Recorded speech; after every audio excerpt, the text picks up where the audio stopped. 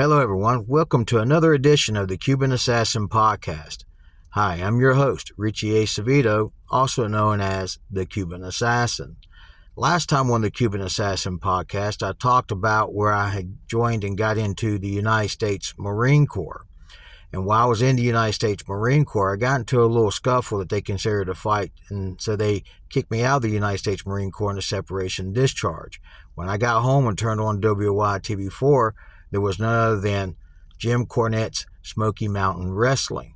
But before I go any further, I want to go back a few years before I got into pro wrestling before 1989. Dad and his best friend, Bad News Brown, also known as Bad News Allen, got into a knife fight in a parking lot. And during this time, when this incident happened between Dad and Bad News Brown, at that time, Dad was doing dark matches for Vince McMahon and the WWF, the World Wrestling Federation. And while Dad was doing these dark matches, from what I was told by Dad, they were trying him out on house shows to see if he would be good to do a feud with none other than Hulk Hogan. But Dad told Vince McMahon that if Bad News was there after the knife fight, then he wouldn't be there. So Dad didn't get to be contracted by the WWF.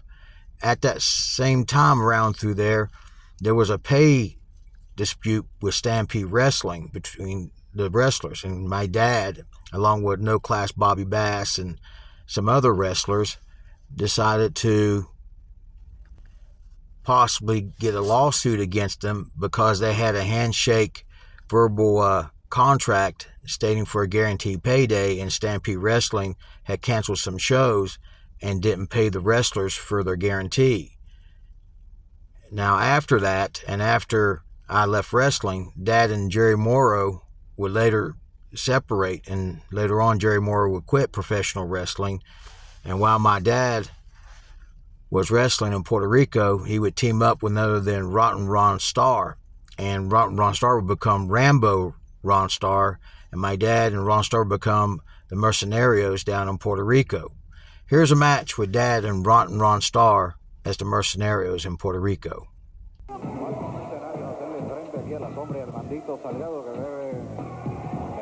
A unos rivales bastante difíciles en este encuentro, hombres de gran experiencia. Rambo Ronstal, el mercenario número 1, le hace la vida imposible a cualquier rival sobre cuadrilátero. Comienza el mercenario número 1 frente al Mandito Salgado, y ahí está la toma de ancla efectiva por parte del Mandito. Protestando el profe, está protestándole al vikingo. Dentro del cuadrilátero en acción el mercenario número 1 y Armandito Salgado. Observando detenidamente a Armandito Salgado, el mercenario número 1. Llegó hacia la esquina el mercenario número 1 y alega que Armandito Salgado le está balando el cabello. El relevo de rudos y entra Rambo Star.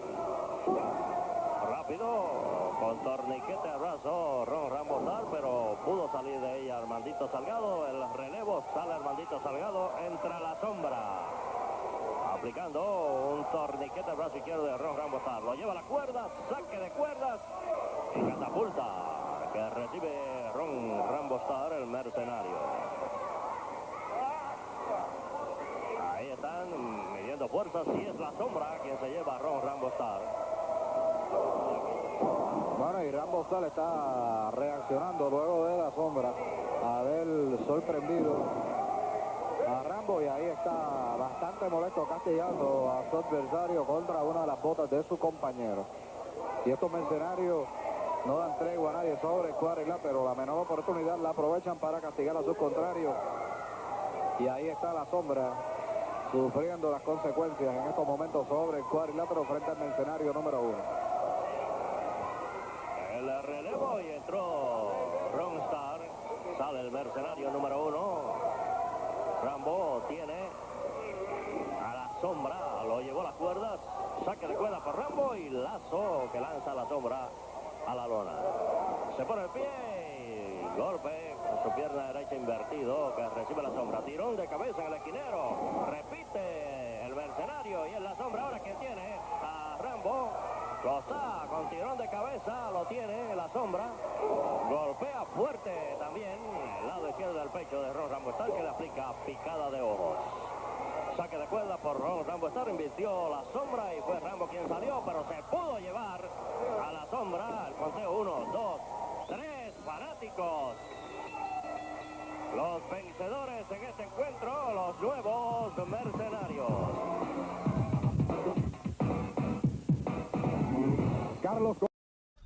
Now, after Puerto Rico, my dad would end up retiring from professional wrestling in 1993. As I stated before, when I got back from the United States Marine Corps and turned on WITV4, there was Jim Cornette's Smoky Mountain Wrestling. Now, there's only been 3 promotions that ran on WY, which is the original Saturday Night Wrestling hosted by Shirley Love. Then there was the Poffos ICW International Championship Wrestling. And now on WYTV4, it's Jim Cornette's Smoky Mountain Wrestling. And during this time, I had a friend who worked at WYTV4, and I was working at Checkers Twin Through Drive-Thru at this time. And my friend Annabelle Bennett, they would get complimentary tickets from Smoky Mountain Wrestling, and she would give me those complimentary tickets. So I would venture on over to the Raleigh County Armory National Guard while I was working at this time at Checkers. And when I get there, which the Raleigh County Armory is now the Beckley Convention Center, when I get there, I would run into a person, and I would meet none other than Blazing Bobby Blaze. And then Blazing Bobby Blaze said, "Hey, you're Richie Acevedo, aren't you?" And then I said, "Yes, I am." He said, "You're Angel's son." And I said, "Yes, I am." So Bobby Blaze and myself had exchanged phone numbers at that time. And he said, "Keep in touch with me, kid." And I said, "Okay." So I went and met Sandy Scott and got Jim Cornette's phone number. When I called Jim Cornette, he gave me his address and told me to send him some promo pics. So I had some promo pics made up of me, as you're seeing now on your screen, some of those promo pics. I did give them to Jim Cornette, but Jim Cornette never called me and just looked at me as some mark. He thought that I was trying to fool around and fake who I was. When I told him that I was the son of the Cuban assassin, he said, "Oh, you're Fidel Sierra's son." And I said, "No, I'm Angel Acevedo's son, the Cuban assassin from Calgary Stampede Wrestling." Now, I noticed in the newspaper there was an article about Bobby Blaze running a show at the Oak Hill Armory National Guard building in Oak Hill, West Virginia. But Blazing Bobby Blaze ended up giving me a phone call and asked me if I would like to be booked on his show in Oak Hill, West Virginia at the Armory National Guard building. And I was surprised, and I said, yes, I would love to be part of the show. And so Bobby Blaze had booked me, and in return, I had to sell advance tickets for him, as well as put out wrestling posters, which I did. In return, he would bill me as the Cuban Assassin Jr., and I didn't like that name. So I asked him if he could call me the Cuban Commando instead, and he said that he's already had them printed out on the posters that we put out, but on the day of the event, he would call me the Cuban Commando. And he put me in the main event with him. Now I'm going to be doing the color commentary over my match here, because this was filmed by my friend on home video, because I wanted to make sure I had it from my personal collection, because this is my very first actual main event in pro wrestling. And here I am in my hometown of Oak Hill, West Virginia at the Oak Hill Armory National Guard, and I'm the main event with Blazing Bobby Blaze.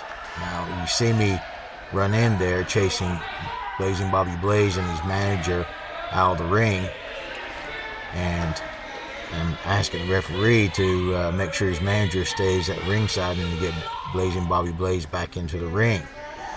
Now, my mom and my stepdad are here in this video. They're in the row there, the second row. And my best friend, Tony Elmore, is also at ringside on the other side. And there's other people that I have worked with and friends and everybody that I sold tickets to. They all showed up to see me wrestle in the main event here at the Oak Hill Armory National Guard. And the significance about this, now you see me right now asking the fans calling Blazing Bobby Blaze a coward. And but the significance about this match here at the Oak Hill Army National Guard, right beside it is the old Collins High School football field, which is now part of the Oak Hill City Park. And back in the 1960s and 1970, my dad had won the West Virginia Heavyweight Wrestling Championship right next door, right beside us, when he wrestled for WOY TV4 Saturday Night Wrestling. And here I am with Bobby Blaze's promotion, which he calls CPW, Championship Professional Wrestling, and based out of Ashland, Kentucky. And he was using where he was the former Smoky Mountain Wrestling Heavyweight Champion, and automatically proclaimed himself as the CPW Heavyweight Champion. And here I am, I scared his manager and made his manager fall down. I do believe his manager's name was Roy Bass. And Bobby Blaze went out of the ring to check on his manager, and I'm trying to get him back into the ring and getting the crowd behind me to support me here. And I felt pretty proud of, this is like my very first main event match. Here I am trying to get the crowd to be behind me and rally them up. And having my mom and my stepdad, which you can see them right there in the bottom left hand of the screen there. They're sitting in the second row. That's Yvonne Dempsey and Donald J. Dempsey, my mom and my stepdad. And my friend Tony Elmer is on the opposite side of the ring, over to the right. And he'll be in the front row with his wife Christy. And which you'll see probably later on as he gets involved at yelling at Blazing Bobby Blaze. Here I got Blazing Bobby Blaze in a side headlock here. And Blazing Bobby Blaze is trying to strategize on what he's going to do here. He turns around and shoots me off. I come off the ropes. I give him a shoulder tackle. And I'm acting like I'm trying to get engaged with him, intimidate him here, and try to get him back up on his feet here. And I'm, again, trying to get the fans to get behind me. Now, it's been a few years from where I had quit professional wrestling. Like I said, I went into the United States Marine Corps and kind of got into a scuffle that they said was a fight. And then they discharged me out of the United States Marine Corps. And I was happened to be on an open contract. I didn't have no guaranteed MOS at that time. But now you see me get a side headlock onto Blazing Bobby Blaze. And then I take him down to a side headlock takedown. He gets me in the head scissors here. As you see, I'm trying to get myself out of this head scissors. The referee's asking me if I want to submit. I said no. As you see, I'm trying to get out of these head scissors with Blazing Bobby Blaze, and I get out and I get him into a side headlock again, and then I take his arm, and then I got him into an arm bar here. He's on the one knee, and I do an arm wringer right here, and then all of a sudden he gives me a boot to the midsection and gives me a forearm. He shoots me off, drops down, I step over, I come off and I give him another shoulder tackle, and he goes down and he paddles out of the ring right there. Now, this match was significant to me because I'm back into professional wrestling, and I'm so happy. And my friend Mike Lanham, who wrestles as Steve Hart, was also on this show. And other shows of Blazing Bobby Blaze, I would meet another friend of mine named Brian Keys, but he changed his name to Brian Logan, and that's who you would know him as, is Brian Logan. So I got to be on shows with two of my friends from the same area. Now, Brian Logan being originally from Fayetteville, West Virginia, and Mike Lanham being from Oak Hill, West Virginia, and as I'm from Oak Hill, West Virginia. And you see Blazing Bobby Blaze got a side headlock on to me right here. I'm trying to find a way to get out. I'm trying to get it to reverse to a top wrist lock, and he pulls what little hair I have there into the side headlock. Now, the reason why I used the Cuban Commando name is because my dad and Jerry Moore were already retired, and the name the Cuban Commandos wasn't being used, and I didn't want to be the Cuban Assassin. So at this time, I'm going as the Cuban Commando. I'm going for the top wrist lock again, and Blazing Bobby Blaze pulled my hair again and put me back into the side headlock. Now I'm going to try another attempt to try to get out of this side headlock. I'm going to a top wrist lock, but Blazing Bobby Blaze brings me down. I put my head up and I'm bridging right here, and now I'm trying to get myself back up, and I'll get back to the top wrist lock, and then all of a sudden I get Blazing Bobby Blaze down, and then he goes over into the corner, and I'm backing off because the official tells me to back off there. And I was just so happy to be back in the ring and back to wrestling. And now Blazing Bobby Blaze gets up and shoves me. I shove him back, and he falls back, and I'm right there. And it's been a few years, as I was saying earlier, and here you can see that there's a lot of ring rust on me, but I'm doing a pretty good job here of working the fans and getting myself over. But of course, this is my hometown, so it's not that difficult to get over in your hometown. If you can't get over in your hometown, then something's wrong. The whole town just don't like you. But unfortunately, they like me. I gave him a big old kick in the rear end, and now I take him back to a side headlock, and Blazing Bobby Blaze is down on one knee now, and his manager Roy Bass is over there in the corner yelling, and there's fans taking up for me here. And oh, there's a forearm to the gut, another one. He shoots me off. I give him another shoulder tackle. I come off, he drops down, I step over, he leapfrogs. He goes to give me a hip toss, I reverse, I give him a hip toss, and I take his arm, and I got him in the arm bar right here. A nice little wrestling maneuver there. And it's I think this is a Sunday afternoon, if I'm not mistaken, in December, and it's a nice bright day. Wasn't any snow during this time, as I recall, and we usually get a lot of snow in the wintertime here. And you can see Blazing Bobby Blaze trying to strategize on how he's going to get out of this hold. He sees his hand up against my face here. The official's checking and asking if he wants to give up, and he says no. He gets up here, and Blazing Bobby Blaze is on his knees here as I got him in the armbar, and he's trying to get the circulation back into that hand because I got the armbar applied to him. He gives me a boot to the midsection of forearm. He body slams me right there, and then I get up, and he's sitting there toying with the fans, and I get him an arm drag takedown right there. And now I pick him up for a body slam here, and I'm twirling him around, and then I slam him. And now I'm trying to get excited here, and I go, and I give him an elbow drop, and I go for a pin. And then I come over and turn around to an armbar again, and I got Bobby Blaze's arm again. And now I'm going to give him a knee to the arm here, and taking that armbar, so I'm trying to work over his left arm right there.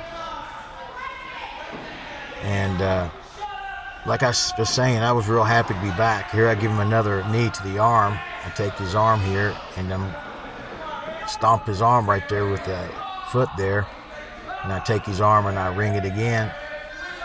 And now I got him into a wrist lock, and then I got him back to an arm bar here. And Blazing Bobby Blaze has pushed me back into the corner here, and the official's starting his count. I let loose, and then he gets the official behind me, and he gives me a fist and kind of caught the referee there a little bit, and the referee fell down, and then he gives me another punch, and he gives me a snap narrow takedown. And now he's calling the referee a goof, and the referee shoves the referee, and the referee shoves him back. And then he gives me a punch to the midsection, another snap narrow takedown, and he gets me here, and he gets me in a hold here, holding my arms back. And listen, Blazing Bobby Blaze is a very good wrestler. He would eventually, after Smoky Mountain Wrestling, after he'd run a few shows here of his own, he would eventually get contracted and be working for WCW, World Championship Wrestling. Now you see he's distracting the ref, and his manager, Roy Bass, hits me in the back with a cane. There's one of the fans here at ringside that shoves Roy Bass for doing that. And then Bobby Blaze gets me down, and he gets me a cover, but I kick out, left up one arm, and he's trying to go for a cover again. And my foot's on the rope, and the referee's trying to let Bobby Blaze know that my foot's on the rope. And he gives me a big stomp to the head there. I really enjoyed wrestling Bobby Blaze, and I would wrestle him on other different occasions on other shows that he would run, and in tag team matches too. And I had a lot of fun, and he would compliment me on one tag team match that we had in Kentucky, and he said that I was the only one that ever had any sense of knowing what he was doing inside that ring. So coming from Blazing Bobby Blaze, that's a high compliment. Here I am trying to get the fans behind me, and Blazing Bobby Blaze has got me down on a side headlock. As you see, he was laying down. Now he's getting up slowly, and we're both going to one knee here. And I'm getting up. I give him a big elbow to the midsection. I give him another elbow. I give him a third elbow. I hit the ropes. I duck his clothesline, and I give him a cross-body tackle there, and he cover him. He kicks out, and he boots me, and he picks me up, and he suplexes me, and then he rolls over, and he's got me covered for the pin. He just lifts me up on that one and takes me to the ropes, and then he's distracting the manager, and there's his manager, Roy Bass, there sitting there choking me on the ropes with his cane, and then the official saw him hit me there in the gut, and he's warning him. He should have DQ'd him. That should have been the end of the match right there, since it was interference, but the referee let it slide. Blazing Bobby Blaze picks me up, and he takes me down back into a side headlock, and he's got me down on the mat here. This was a very proud moment for me. My first main event, and happens to be in my hometown of Oak Hill, West Virginia, at the Oak Hill Army National Guard. My mom, my stepdad's in attendance, along with my best friend and his wife, and a lot of people that know me from work and from the surrounding area here in Oak Hill. You see the fans are getting behind me here, and I'm getting up on my feet here. I give him a big elbow here, followed by another big elbow. I take him, shoot him into the corner. I come charging in, and I give him a splash there. I come around to the other corner, and I come charging in again. He gives me a big boot here to the face. As you see, I'm down, making sure he didn't knock out any teeth. Now he's using his leg over my throat to choke me, and telling the referee he's choking me with his leg here. And the referee's asking if I want to submit, and he should be telling Bobby Blaze to stop the choke because he's choking me. And so I'm selling here, trying to get out here, and I get him into that leg here, and then Blazing Bobby Blaze takes me to the corner here, and he gives me a shoulder tackle here, and then he takes me off the ropes, Irish whips me off, goes to get me in an abdominal stretch here, which he's got me. And the officials ask me if I want to give up. I say no. He's using the hand there of Roy Bass there, and I'm telling him that something's going on here, because I can see it there and have my peripheral view, and the official don't see it there, and he's checking. And I'm telling him, he's doing something. And then here he is again with Roy Bass, and the official's going over to check. I'm slowly trying to get Bobby Blaze's foot off my leg there, and I give him a hip toss, and I hold on to his arm there, and I give him a knee to the arm, and then he starts kicking me in the side. Because Bobby Blaze is a martial artist too. He knows martial arts. Now he's got me in a double chicken wing here, and trying to get me turned over to a pinning position, but I'm holding it off. And then he just getting the referee distraction here as I'm trying to get up here onto the ropes here, and then there you see Roy Bass hits me in the back of the leg with that cane, and then Bobby Blaze comes down and gets me in the side headlock while he's laying down on the mat here. But this was special to me, this moment here, getting back into pro wrestling. I was so happy to be back in the ring. I should have never quit in the first place, but hindsight 50-50, you learn from your experiences. And now he's got me double chicken wing suplex, and he goes over and he's got me for a cover, and it's a count of two as I kick out. And now he's got me in a reverse He's got me in a side headlock as he's laying down again. I was about ready to say reverse chin lock, but he's got me in a side headlock. Now, I'm smacking my hand there on the mat. Now, during this time period, the rules of professional wrestling was different. I'm trying to get the fans to get behind me, but today, if you do that, referee will call it as you're tapping out. Because today, professional wrestling kind of applied the tap out rule from the UFC in today's modern wrestling. But back then, you still, wasn't considered a tap out. You have to actually say, I quit, or yes. If the referee asks you to submit, here I'm getting a couple elbows here to Blazing Bobby Blaze again. And then all of a sudden, Bobby Blaze is begging me. I gave him a boot. I gave him a punch. And followed by another punch and taking him back to the corner. I gave him a forearm. Irish whipping to the corner. I give him a hip toss as he comes out. And now I'm getting ready to get on. He's begging me. I kick him. I punch him again. And then I take him, give him another forearm. Irish whip off the ropes. He stops me, kicks me in the gut, and then he gives me a DDT. Now the referee's checking on me right here. And Bobby Blaze is coming over here, picking me up into the corner here. And now he's punching me in the corner here. And then he reels back, accidentally hits the ref and knocks him down. Now he's got me and he's holding me here. His manager, Roy Bass, got the cane. He swings it, I duck. He hits Bobby Blaze. I knocked his manager down. The referee counts. And I win this match, 1, 2, 3. My first main event I ever had, and I end up winning the match, and I'm beating the former Smoky Mountain Wrestling heavyweight champion and the current reigning championship professional wrestling champion.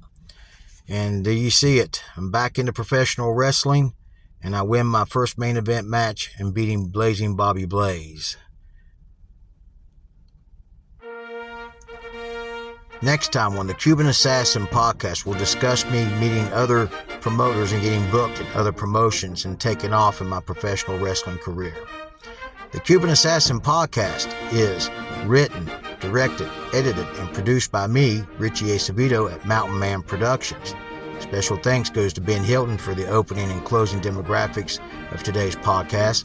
Special thanks goes to the World Wrestling Council of Puerto Rico and the Capital Sports Inc. for some of the video footage used in today's podcast. Special thanks goes to my late mother, Yvonne Dempsey, for a lot of the photographs used on today's podcast. You can reach me at Mountain Man Productions at Outlook.com. That's capital N for Mountain, capital N for Man, and capital P for Productions at Outlook.com. And you can also leave a comment. We hope you enjoyed this episode of Cuban Assassin Podcast. And we look forward to seeing you next time, right here on the Cuban Assassin Podcast.